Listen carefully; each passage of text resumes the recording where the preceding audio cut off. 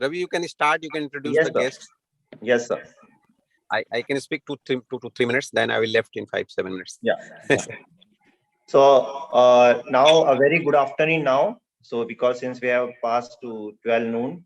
So thank you everyone for such a wonderful response. We have now total 194 participants who have joined. So this is going to be the first session for the workshop on entrepreneurship skill, attitude, and behavior development. Before that, let me introduce myself and welcome everyone. So, on behalf of the Institutional Innovation Council of GLA University and the whole GLAU ecosystem for nurturing innovation and entrepreneurship journey, I welcome everyone. Uh, Myself, Mr. Ravi Tiwari, I am the Senior Manager here for Innovation and Incubation. I am also the co-convener for ISC GLAU. Before I introduce Mr. Vasudev Mishra, I request Dr. Manoj Kumar, who is the head of Technology Business Incubation Center here, and also the president of IIC GLAU, to speak few words. So over to Dr. Manoj, sir. Thank you, Ravi. And it's indeed a great moment. There are so many participants. So first, before saying something on the topic, I would like to welcome once again Mr. Vasudeva Mishra. So it's a very good what we call moment or chance to for our students to learn about the basic ethics of entrepreneurship and innovation. And he is very right person. He is basically lying in your segment. I'm talking about the age and all that. So his words is going to appeal you people. So I hope this workshop, this talk is going to give you a very good motivation and understanding of entrepreneurship, basic skills of like entrepreneurship. So with these words, I'm closing my talk, closing my words, and thank you everyone for participating here. And also would like to tell these same students, there will be another talk, I think Ravi will tell you. Yes, sir. So Yes, please sir. join that talk also. That is also important one. So I hope you will enjoy, and please enjoy this talk. And wherever you need, like question, maybe you can ask at the end or in between if our guest allows you. So with Yes, sir. this word, thank you everyone, and over to you, Ravi. Thank Yeah. you. Thank you so much, Dr. Manoj, sir. Now I introduce our guest, Mr. Vasudev Mishra. One So, more thing, I would like yes, to sir. also thank the other co-organizers like Ms. Ruchi Agrawal and other people who supported us to get this good number. So thank you everyone who is Yes. involved directly or indirectly in this particular event. Thank you. Yes. Please, Thank you, please. Yeah. sir. So now I introduce our speaker for today, this session, Mr. Vasudev Mishra. So Vasudev, he's the founder of the social venture called as Silaigram, and he's also the a co-founder of a technology startup called as Procohat Technology. And he is still very young. He's still only 25 years of age, and he has started at the age of 19. And he was also the fellow of Ashoka Young Changemaker 2019, which is a program specially conducted for those who are creating impact in this social society. So, without further ado, I request Vasudev to take this session, and it will be a totally engaging session, interactive session. Vasudev is not going to just speak on one side. It is going to be an interactive session. So I will be asking few questions. Apart from that, we'll also be taking few questions from the chat box. So over to Vasudev, and let's hear from Vasudev on this topic, which is the entrepreneurship, the behavior development, and also the social entrepreneurship. So over to Vasudev. Uh, Good morning, everyone.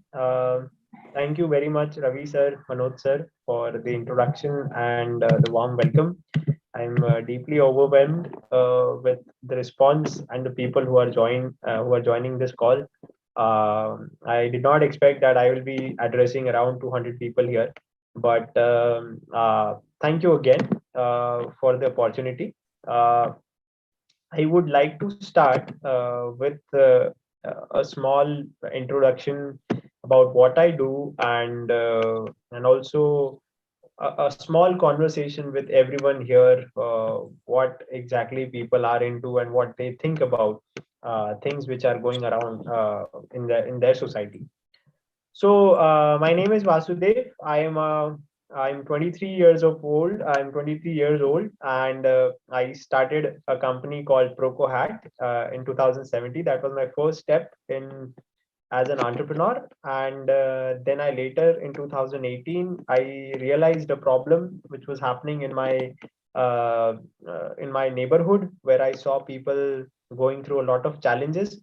Then I started my first social initiative called Silaigram, which focuses on empowering women, providing livelihood to the ladies in the rural areas by making them work on upcycling of fabric waste into usable products. And I recently graduated 2 years back, and I'm full-fledgedly working on these two startups. Along with, I'm an activist and an environmentalist. So I do work for climate action and things which focuses on climate change. So a lot of things which are going on currently, but it's always a pleasure and opportunity, a great opportunity to address people of my same age regarding what I do and how we can resonate the things with the others who would like to do in their future. Uh, so quickly, I'll give you a story which happened. That's how my social entrepreneurship journey started. But my question arises again: how many of us here, out of this 216 people who are joined, how many of you guys feel that entrepreneurship is something which can be pursued in your near future? If you would like to say yes, just type yes in your chat box.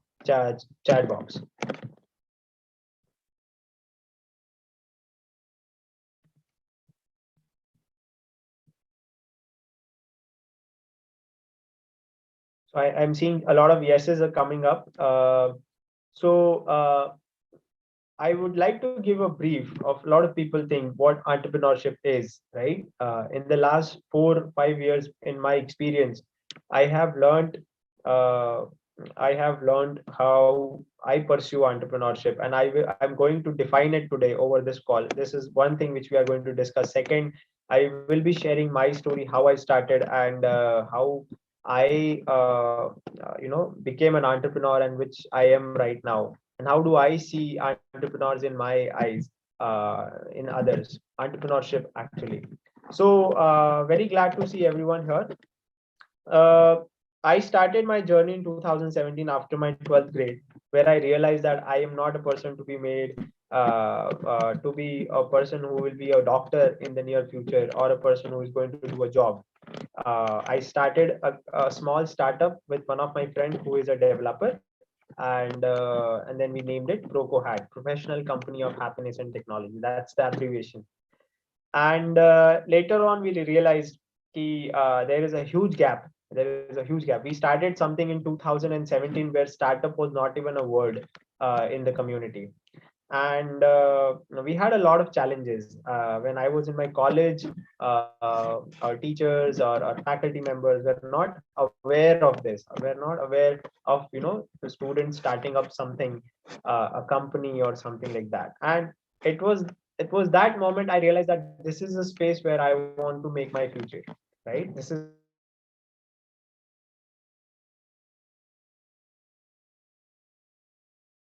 And started this in 2017, and we kept on working from 2 people to three to four. Today we are a team of 24 people. We are a private limited company incorporated in 2019. Recently on 28th, we completed our 3 years of incorporation, and we are serving to industries. We are serving to businesses, and now we are getting into fintech.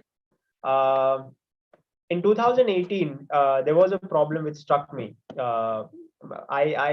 My parents are still in. They live in a small hometown. My hometown is a very small town where we only have a population of 20 to 30,000 people.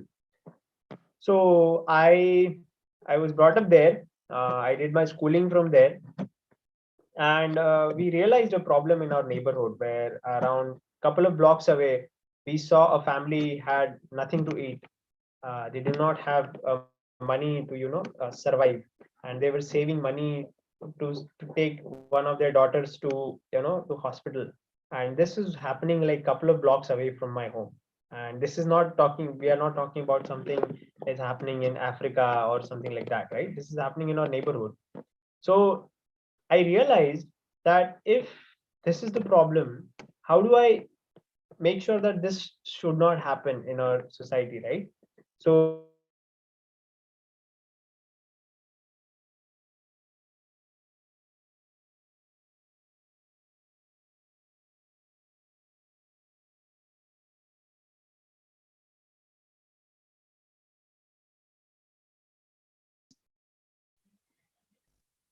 I started organizing Hello. Yeah, yeah, am I Vasudev. audible? Yeah, now you are audible. You were disconnected for a few, like half an minute.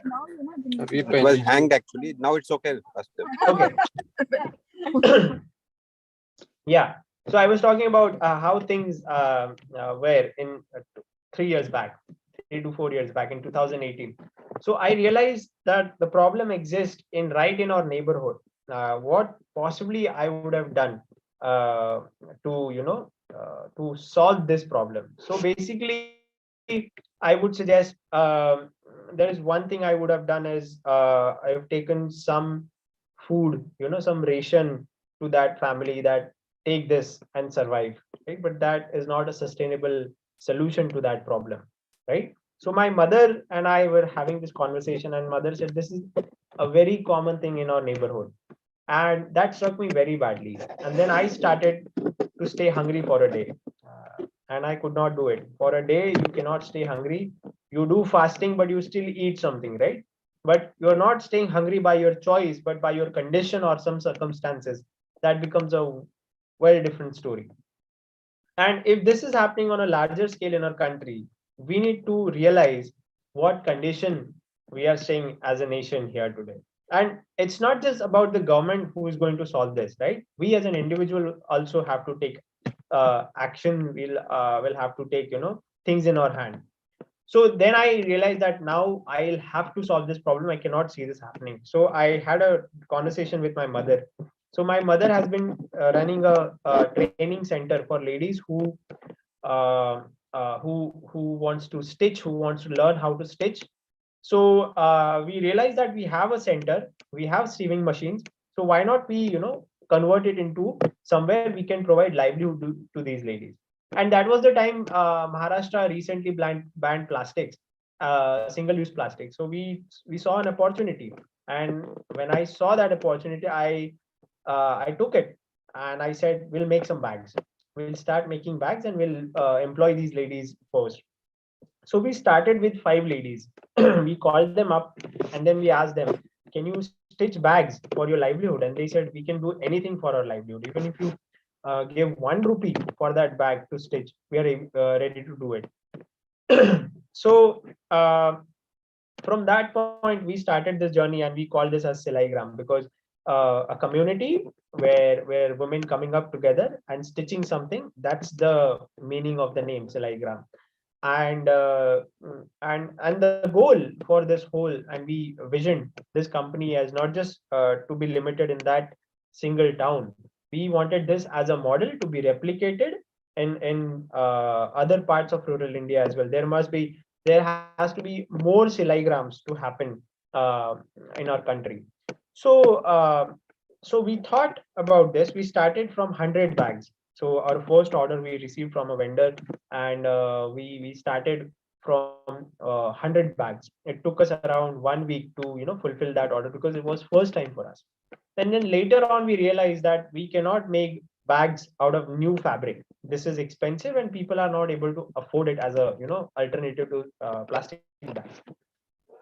So we realized that we need to solve another problem now. Now we have solved the problem of livelihood. Now we need to solve another problem. How do we replace this, and how do we make this a commodity which can run in the market quickly? So one of my friends from my exchange program came to me, and she saw my work over Facebook, and she suggested that, hey, look, my aunt runs a garment factory in Bombay, and they have a huge problem with fabric. And as I said, what is the problem with fabric that they're facing? So you will not realize this, but this is a very big problem. So in garment factories, if you are producing kurtis, if you're producing anything out of garment, so they produce these apparels. They produce shirts, kurtis out of fabric which are in rolls, right? So they are stacked in layers and then they cut it. So when you do this, so a lot of fabric waste come out of garment factories. Even if you have seen in a boutique or a place where they stitch or at a tailor, you will find a lot of chindis, side cuts are remaining, and that is of no use for a person. Even if they want to bring it in use, it is something will take their time and they will not able to make money out of it.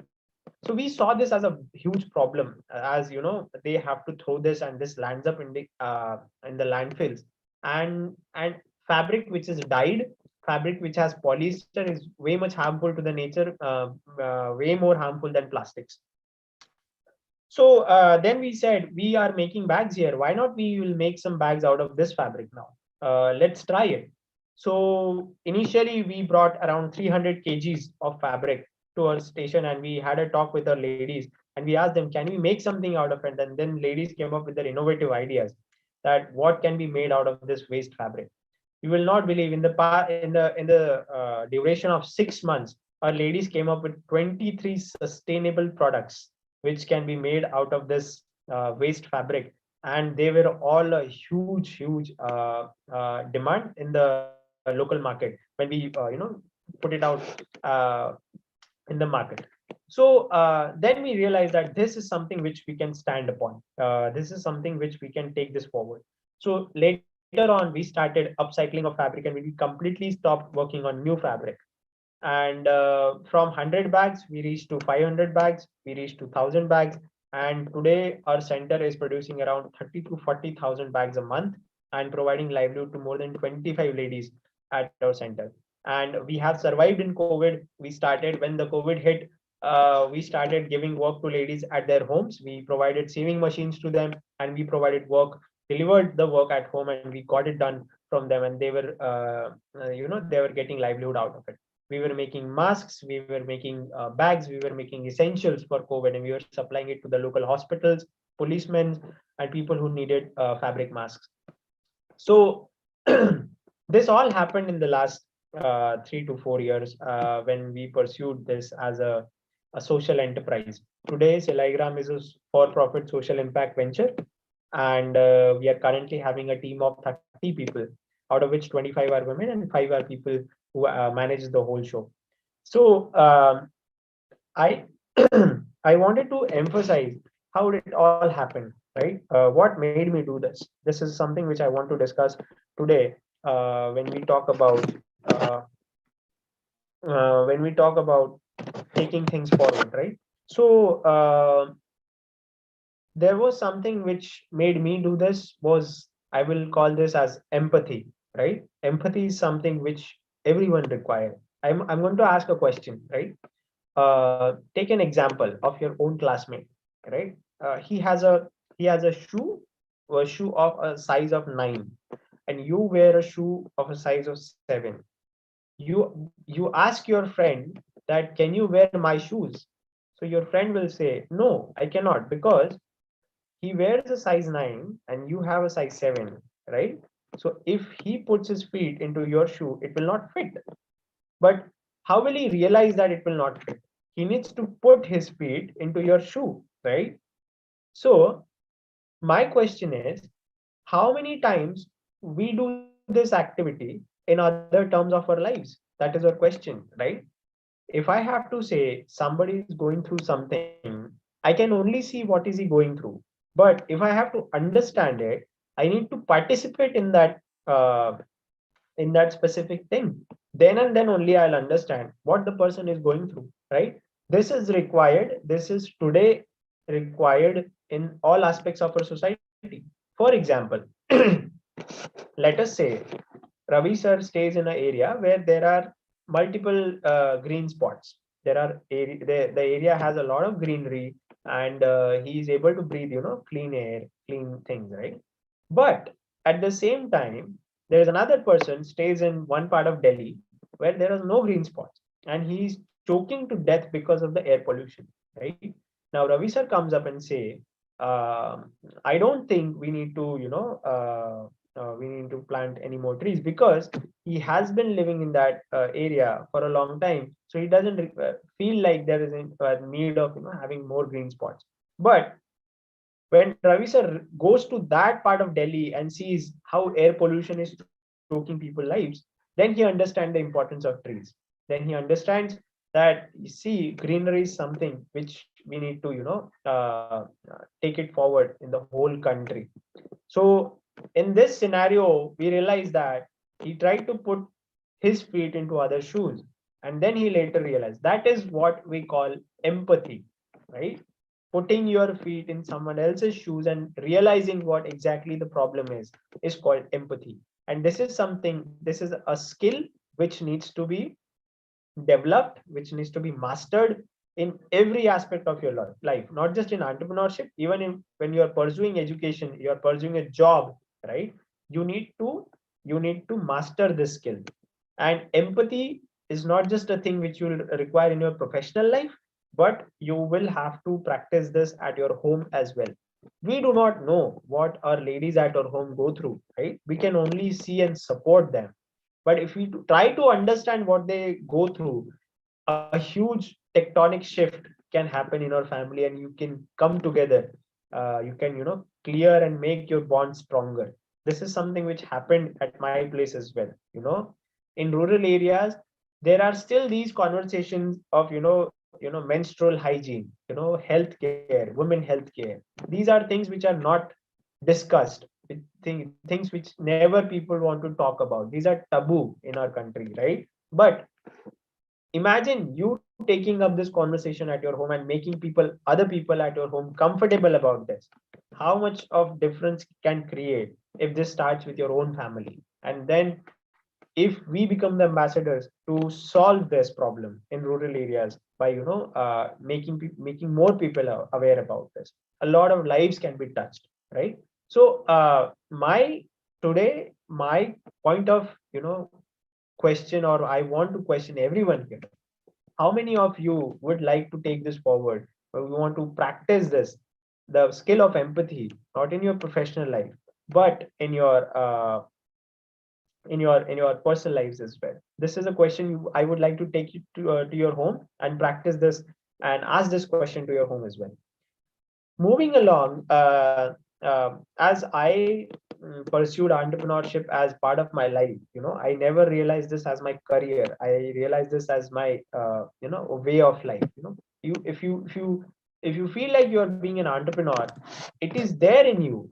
It's not something you pursue it at a college, or you go for a degree, or you go for a specific skill set. Entrepreneurship is a whole different story.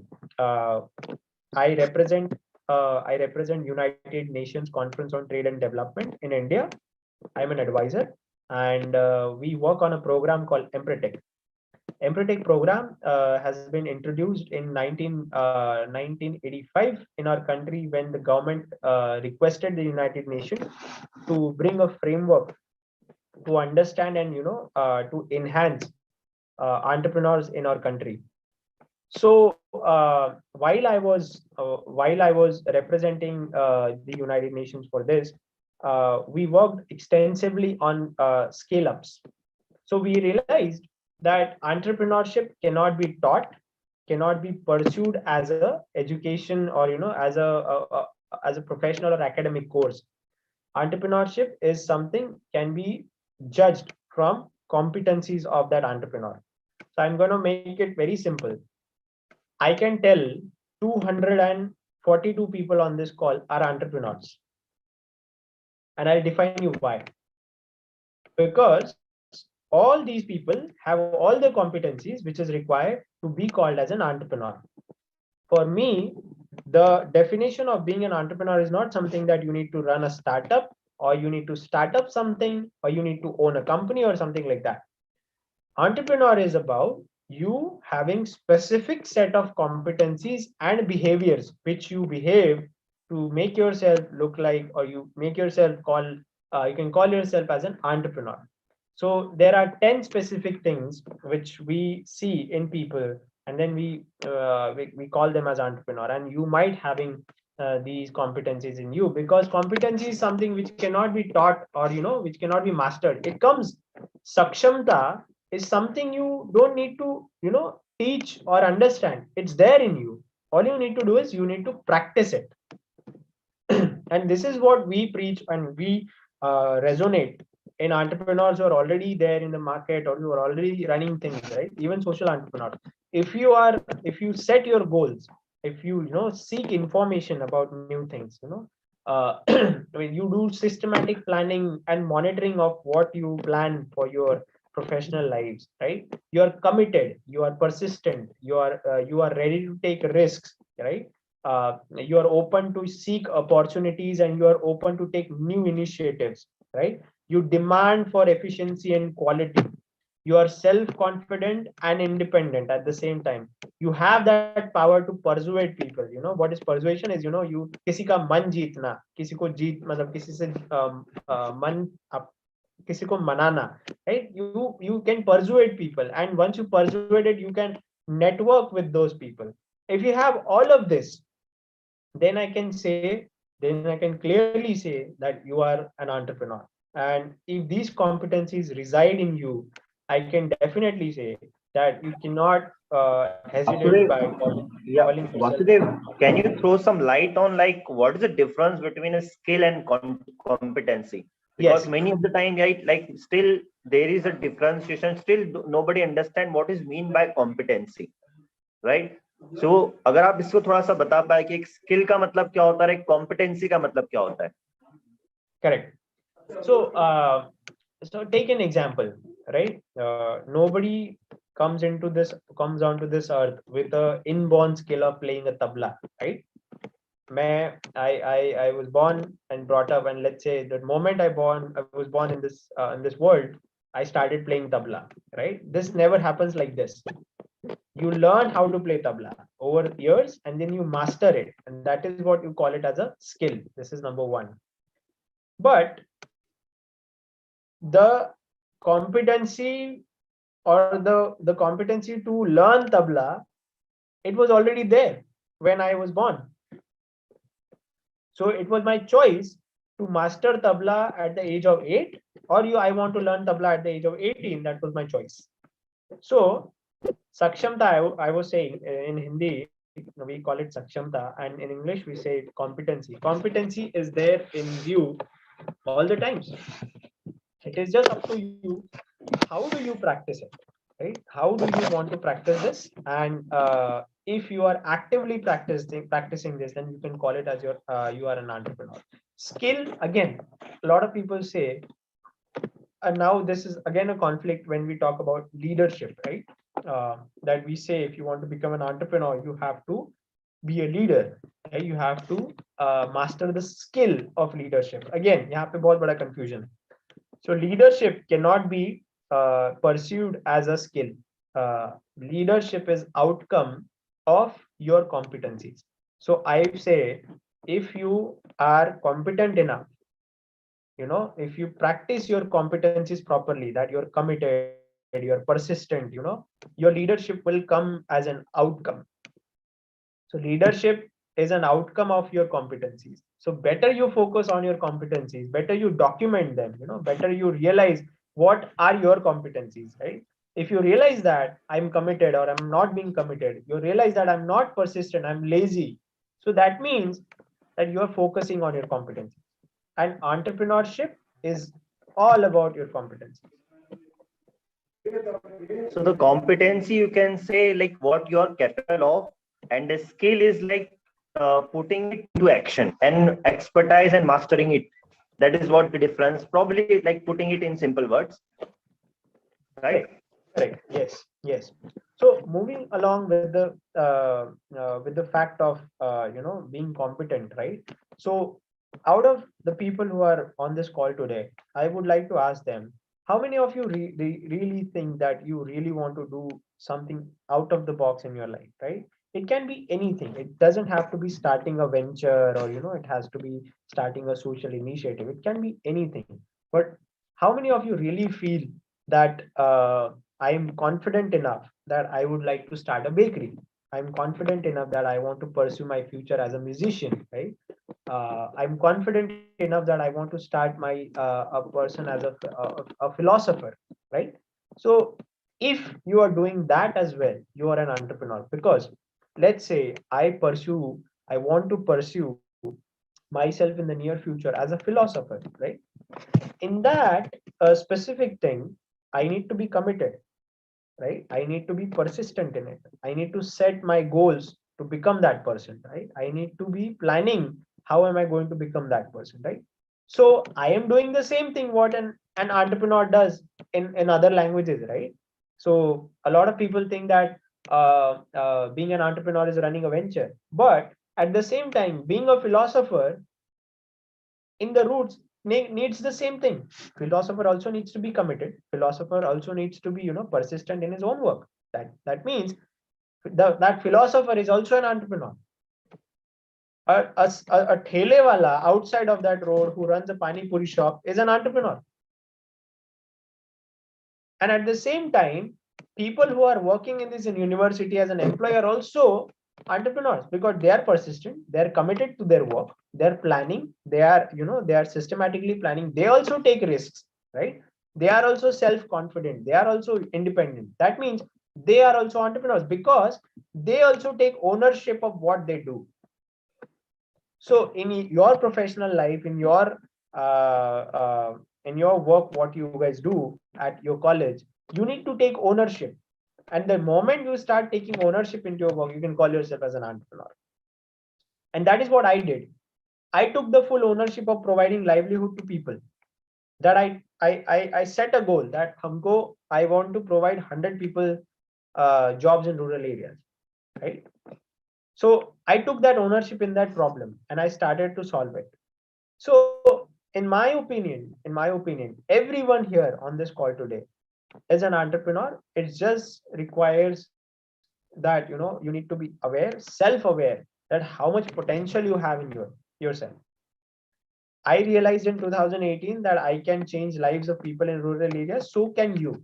It doesn't require a specific skill set. Skills can be mastered, right? I started a company. I was not a tech engineer. I was not a software engineer. Today, I am running a company of 24 people, right? And I did not require coding skills, but I did have competency to make it happen with people who have those skills. That is what we call as entrepreneur. An entrepreneur doesn't have to do everything by himself, but the ability to get things done by others is something which you call as an entrepreneur. So I believe that if I can do it, and everyone here today who is on the call can do it, and it doesn't require a skill set. And moving along with there is a comment on the comment box as well. If I think pani puri shop, see again, I would like to differentiate between what is self-employment and what is entrepreneurship. Again, I want to clear the air, right? A self-employed person is something. Take an example, right? You run a dosa shop. Your dosa shop depends on a person who makes the dosa. If Anna doesn't come to your shop, your dosa shop will not serve dosa. And think about, if you are that Anna and you don't come to shop, your shop doesn't work. But if you are an that means you are self-employed at a thing which you have started, right? Things depend on you, right? But at the same time, you start a dosa shop and you create a system. Even if you're not there, even if you're sleeping and you're making money, that means you are an entrepreneur, right? So at the same time, a pani puri shop person doesn't run his pani puri. A lot of people don't run their pani puri shop just by themselves, right? They have people who can do the same thing. He sets a process. He sets a process saying that, see, I serve pani puri like this. You can also serve like this, even if I'm not there. So the system runs even if the person is not there. That means you are an entrepreneur because you have planned, You have, you have made a specific plan, and you are acting on that plan, you're monitoring that plan. So you have created a system, right? So you're not self-employed at that point, you are an entrepreneur. Right, right. So very well explained this concept, self-employment and entrepreneurship. And I want to ask you one question.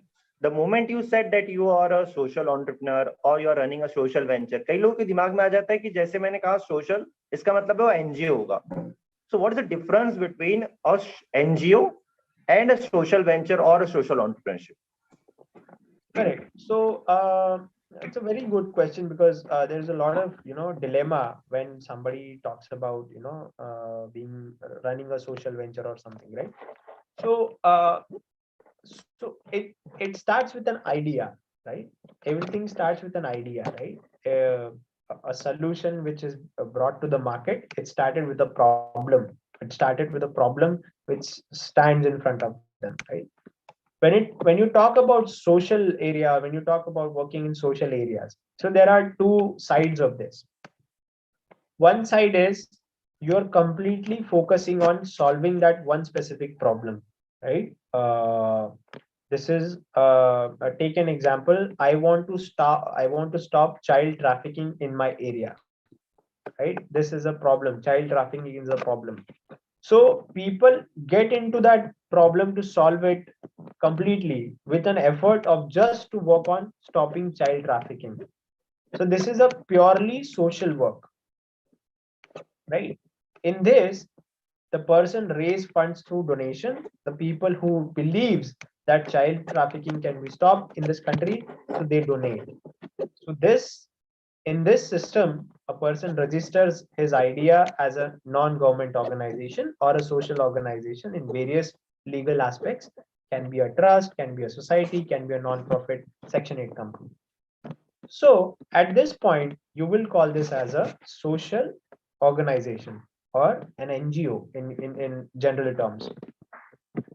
Now, at the same time, now we are talking about another problem, an idea where we want to create a system which can self-sustain itself. It can be based on a problem. Take an example of our problem, right?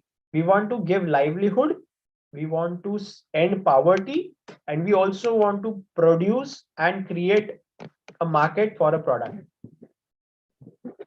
In this specific thing, we are not only solving a social problem, at the same time, we are creating a product, a commercial thing out of this, where people are also benefiting and the market is also benefiting. So there is no bad or harm in earning profits on this, right?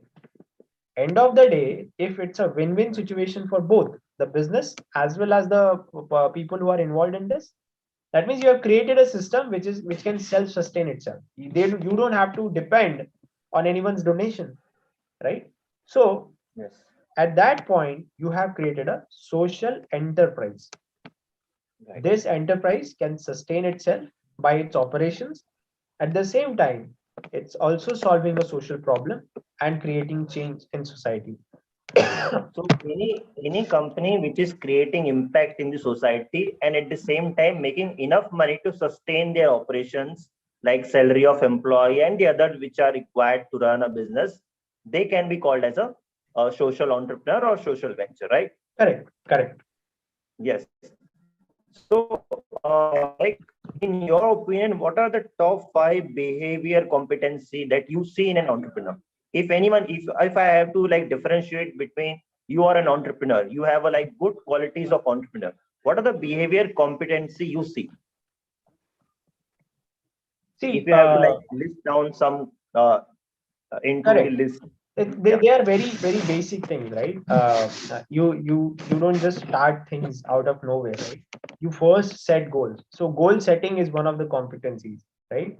When you set your goals, you seek information about what you're going to do, right? So information seeking is also a competency. So After number that, one would be the goal setting.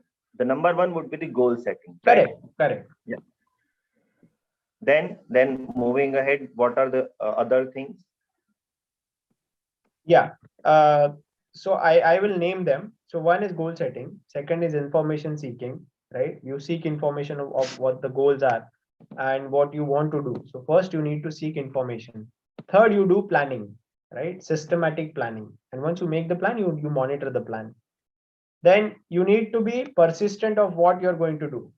Persistent is being hardworking of, being very hardworking on what you're going to do. Fourth is commitment. Commitment is something which you require in anything. If you're not committed to your work, don't do it. Then fifth is ability to take the risk. If you are able to take the risk, then and then only you are going to call yourself as an entrepreneur, right? These are 5 things which are very core while you pursue yourself as an entrepreneur. And I believe that this can be thought and this can be pursued in your daily life. It doesn't require a lot of rocket science. So I would like to thank uh, each and every one of you for patiently listening to the talk.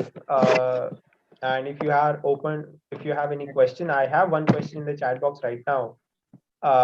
Converting an idea into unicorn is also called entrepreneur. See, that is the commercial aspect of it. Again, see, startups getting unicorn, if they don't get unicorn, doesn't define entrepreneurship.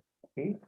As I said, entrepreneurship starts with the core with your competencies. If Kushagra is competent, if Kushagra feels that I am committed, I am setting my goals, I'm doing all of this, that means Kushagra is an entrepreneur. So, so this is something which comes inside, which comes along with you, right?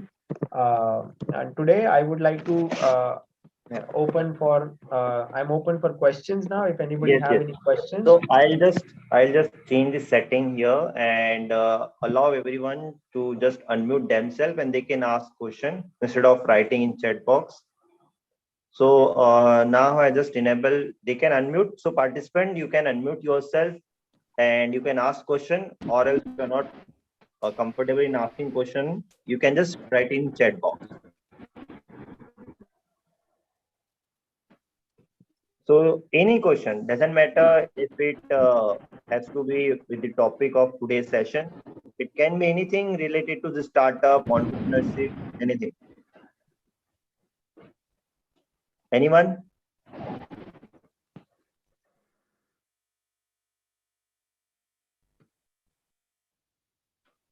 So we have addressed two very important point here. Is one, there's a difference between a self-employment and the entrepreneurship, and it's not always about becoming a unicorn, right? And before we end this session here, I would like to ask one last question here. How do we, like, when you had started this Silaigram, you were only age of 18. So how was what was the reaction of your family that आपने बोला होगा जाके कि मैं ऐसा business करना चाहता हूँ. So what was the reaction of the family? Because that's the age, कई लोगों को ऐसा जो parents होते हैं उनको लगता है कि भाई अभी बच्चा हमारा कुछ एक settle education हो and then he gets settled in his life. And that's why the age you have started this Silaigram venture. So what was the reaction and how you convince your parents, no, I do want to do this? Please tell us about that. Okay, so this is a very common problem when anybody comes up with anything out of the box in their families and their parents are, concerned about uh, they're thoda sa uncomfortable about, having you pursuing that. This is a very common problem. I would say when I proposed this to my parents, although they knew that I am going to do something out of the box because of my past, right? I have been doing a lot of extracurricular activities in my school, so they knew that I have been involved in a lot of things. And today only, I was very confident when I wanted to do something, right? I just didn't want to do for as my career. Uh, I was confident that this can be my future. This can be something which I'm going to live, right? So you need to build that confidence. If you're confident enough that this is going to be your future, your parents will, blindfoldly will trust you on this and they're going to support you with this. There's not something which you require that your parents are going to say no about it. Until and unless you're not confident, I will say no one will ever believe in your idea, that even if you're not confident. So when I proposed this to my parents, yes, they were concerned. They had a lot of concerns about how am I going to pursue this. I'm not, pursuing a degree and something, because this fact of somebody becoming a young entrepreneur, this is a very new to our Indian culture, right? It's very new in our ecosystem, and it will take some time for our society to absorb it, right? After 13 seasons of Shark Tank, after 13 years, I would say, Shark Tank came to India, and this is the first time. And now you just see how people are reacting to it. People are not only showing positivity towards it. Now they are also believing that entrepreneurship is something which can be, which can be taken up as their future. So now you'll see a subdural shift in this culture of what we had 5 years ago and what we have today. So today, I will say people are more towards running or starting a startup as compared to what pursuing a degree and go for a job. There's one question here from Avnish. How to deal with fear comes before starting a new startup? What advices you will make for that? See, uh, take an example of a mother who is going to deliver a child, right? I believe this is the same feeling when you are, working on an idea, working on something which can be your future, right? So you treat your startup as a child. Fear is important, but fear should not overtake your dreams and your ability to take risks, right? So if you are fearing about things, that means you're concerned of what bad can happen. But that should not disable you of not taking risk or not taking that extra step which you were able to take it. So I would say to deal with fears is think big. Think big. Think yourself you're an unlimited and infinite possibility of things. Then and then only you will be able to deal with your fears. And this world is pretty big. दुनिया is इतनी बड़ी है you just cannot limit yourself in a box. So you need to step out of that box first. And if you do that, then and then only you will be less fearful, and you will have that ability to overcome your fears and take that extra step. Because see, you just cannot confine yourself to a degree. You just cannot confine yourself to that job, that necessity to do things. If once you step out of that limitations, I will say you have infinite possibilities. Yes. So it's a very good example that you gave about with the mother and correlating the mother and the entrepreneurship is like that is the reason like everyone those जो जिन्होंने भी startup किया है वो अपने business को बोलता है that's my baby. हर कोई कहता है कि this is my baby, ये मेरा जो startup है मेरा baby है. And कई लोग बोलते हैं कि भैया exit करो startup से, हो गया आपने काफी कमा लिया, आपने इतना valuation कर लिया. But still वो जो एक रहता है ना कि एक touch रहता है, this is my baby, I am not going to leave this. Even if I have just 2% of equity left, that still I want to be there. So it's up to the people who how do they pursue their companies, right? A lot of people put their emotions in it, so they have plans to take it long term, right? A lot of people only think commercially that आज ये धंधा बना लिया, इसमें इतना पैसा कमा लिया, इतना पैसा बना लिया, and then I'm going to exit and then I'm going to start. These are serial entrepreneurs who start and then exit, start and exit, or they participate in something existing and then they make money and they leave. So this is also a way. So there is no right or wrong way of doing things, but if you are starting things from your own, there is obviously a connection for your emotions because you start from scratch. Yeah. There's one more And question. since you have since you again give example of Shark Tank, जो हमने भी Shark Tank देख रहे हैं, सबने देखा है almost. So we have observed that there is no age, there is nothing as such that this is the right age. Yes. Like even if you have started at the age of 18, today you are now approximately around 25. We have seen people coming from the age around 55, they are coming there on pitching. There is a mother and daughter We have mother and son pair coming to Shark Tank and pitching their idea, pitching their startup. So there is no as such thing called this is the right time. There is no edge defined for like doing the startup, right? Right. Yeah. So now you can address this last question. See, risk. This is a very good question. Imagine, I'm going to answer this with a student type of answer, right? A risk. Have you taken that risk in your school when you have a board exam or you have your final exams and you drop some lessons out of that syllabus just because you want to confine yourself with those specific lessons and you just want to score enough marks to pass that exam, right? And you take that risk by dropping specific lessons. That's something you talk about taking a risk. Imagine yourself, working with a live wire when you do your Diwali decoration with, lightings, and you take that extra step. Arey, kuch nahi hota, shuru hai, like that is something which you call as taking risk because you're confident that things won't go south, that things won't go wrong. This is the same thing when you are an entrepreneur. You take risks every day, every single day, right? There is a risk of your client not paying your payments. There is a risk of people leaving your company. There is a risk of you going into financial troubles. But how do you manage these risks, right? There are some risks which are there which are going to happen. Then there are some risks which you take to solve a problem, right? So take risk. There is a behavior to take risk, right? First you need to calculate the risk.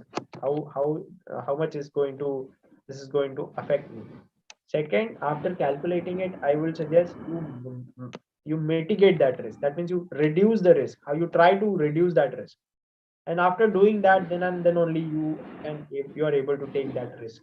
This is something you need to focus on while you talk about taking risk. And anything which is going to be harmful or which is going to be something, if things go wrong and going to affect, that is a risk. Anything, it can be anything. uh, so you need to figure out what are your risk and what are your normal things. Then when you try to document and try to compute your own competence.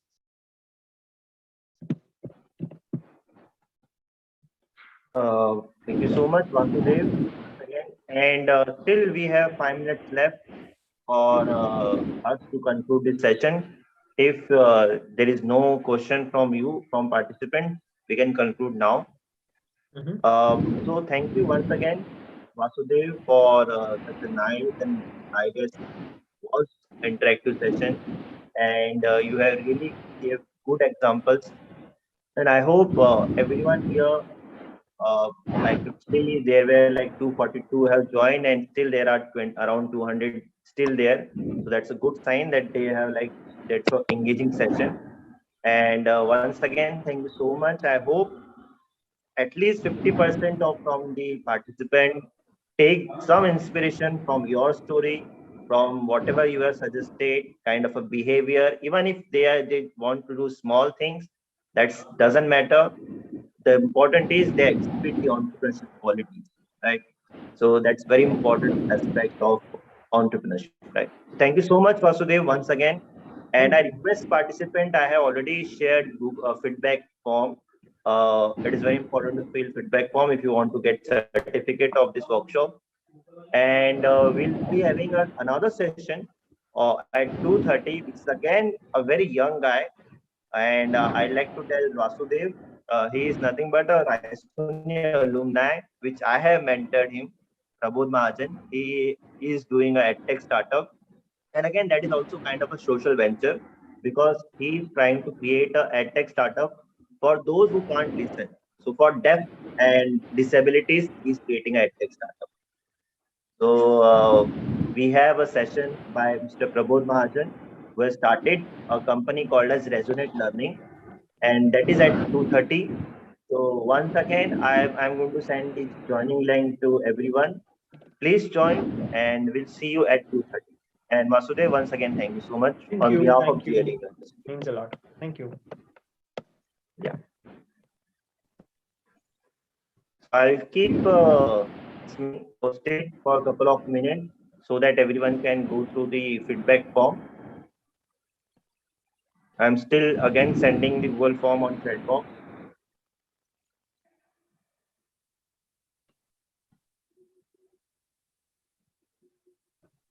So please do join at 2:30.